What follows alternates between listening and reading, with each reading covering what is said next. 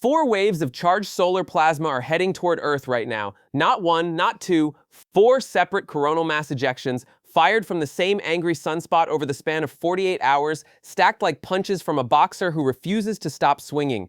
And there's a reason this particular week makes it worse. A seasonal vulnerability in Earth's magnetic shield that most people have never heard of. One that opens like a door, right on schedule, every single year. On the morning of March 16th, active region AR4392 erupted with an M2.8 solar flare. The blast was violent enough to trigger a radio blackout across the Atlantic Ocean. NOAA classified it immediately. But the flare itself wasn't the threat. What mattered was the billion-ton cloud of magnetized plasma it launched into space, aimed almost directly at us. Within 24 hours, 3 more eruptions followed. 4 shots, 4 clouds of superheated gas hurtling our way at over 1 million miles per hour. But what makes tonight's storm truly unusual isn't the sun, it's Earth's position in space, and a 60-year-old physics paper that predicted exactly this kind of danger. When a solar flare erupts, it doesn't just release light, it ejects a massive blob of plasma called a coronal mass ejection. Picture a cannonball the size of a small planet, made entirely of charged particles and tangled magnetic fields, screaming through the vacuum at speeds that would cross the distance from New York to Los Angeles in under 10 seconds. Most CMEs miss us. Space is enormous and Earth is a tiny target, but AR4392 was pointed right at us, and it didn't fire once, it fired 4 times. NOAA's Space Weather Prediction Center issued a G2 geomagnetic storm watch. That's moderate, but conditions could reach G3, which is classified as strong. At that level, auroras push deep into the mid-latitudes. Satellite operators scramble for emergency corrections. Power grid operators start seeing voltage fluctuations they can't ignore. And that was before the real problem entered the picture. In 1973, 2 geophysicists named Christopher Russell and Robert-McPherron published a paper that quietly reshaped our understanding of space weather. They discovered something that sounds almost too simple to be dangerous. Around the spring and autumn equinoxes, Earth's magnetic field weakens. Not metaphorically, physically. For most of the year, Earth's axial tilt creates a deflection angle against the incoming solar wind. It's not a perfect shield, but it reduces how much charged material can funnel through the magnetosphere and into the atmosphere.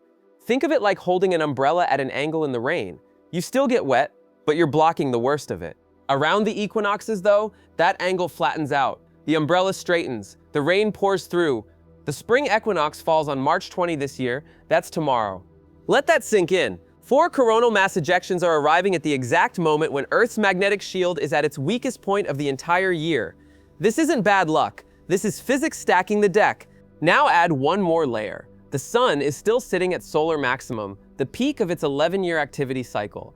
Forecasters expect this peak to continue through the second half of 2026. Solar max means more sunspots, more flares, more CMEs, and more chances for exactly this kind of scenario. The last time we saw a truly spectacular geomagnetic storm was May 2024, when a G5 event, the strongest classification, sent auroras as far south as Florida, Mexico, and even parts of the Caribbean. People who had never seen the northern lights in their entire lives stepped outside and watched the sky ripple with color. That was a single massive CME slamming into Earth's fully tilted magnetic field. Tonight we're getting 4 in a row, arriving during equinox conditions that strip away the very tilt that offered partial protection in May. So the question isn't whether something will happen, it's how far south the sky will glow. Here's what we know about your chances tonight. If you live anywhere in the northern tier of the United States, you have a real shot at seeing the aurora. NOAA's forecast map includes at least 16 states in the primary viewing zone: Alaska, Washington, Oregon, Montana, Idaho, the Dakotas, Nebraska, Minnesota, Iowa, Wisconsin, Michigan, Maine, Vermont, New Hampshire, and Wyoming. If conditions strengthen to G3, sightings could extend into northern Illinois, northern Indiana, and northern Ohio. The peak window runs from roughly 2 a.m. to 8 a.m. Eastern Time on Thursday, March 20.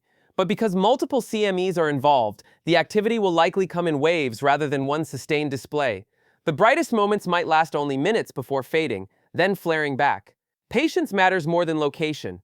Get away from city lights. Find a dark spot with a clear northern horizon.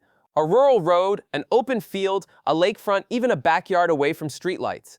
Give your eyes 15 to 20 minutes to adjust to the darkness. Bring a chair, bring coffee, and don't give up if the first hour looks quiet. CME arrivals can shift by hours from the forecast. Some of the most stunning displays in history happened when a second or third wave slammed in well after midnight. catching even the forecasters off guard. One honest caveat here: space weather forecasting is extraordinarily hard. Scientists can estimate CME strength at the sun, but the fine details don't snap into focus until the plasma reaches monitoring satellites roughly 1 million miles from Earth. That final stretch is where predictions become measurements. Sometimes storms arrive and fizzle. Sometimes they exceed every model. What we know for certain is that the sun fired 4 times and Earth's shield is cracked open by the equinox. Remember that 60-year-old physics paper? Russell and McPherron didn't just explain a curiosity. They identified a recurring window of vulnerability that opens every March and September, as predictable as the tides. Most years, nothing dramatic happens during that window. But when the sun is as active as it is right now, and when multiple CMEs stack up like tonight, the equinox effect turns a moderate storm into something people remember for years. That's the thing about the northern lights. We talk about them like they're entertainment, like they're a screensaver in the sky. They're not. They're a visible reminder that 93 million miles away, a thermonuclear furnace is boiling over, and the only thing between that fury and the surface of our planet is an invisible magnetic bubble thinner than you'd ever want to think about. Most days, the bubble holds. Most days, you never notice. And then one night, the sky turns green and purple and red, and for a few minutes, you see the war between the sun and the earth playing out above your head in real time. If you see it tonight, take a photo and share it with us. And if you've seen the aurora before, maybe years ago, maybe once in your life, tell us about that night. Where were you? What did it look like? Some things you carry with you forever. The sky doing something it shouldn't be doing is one of them.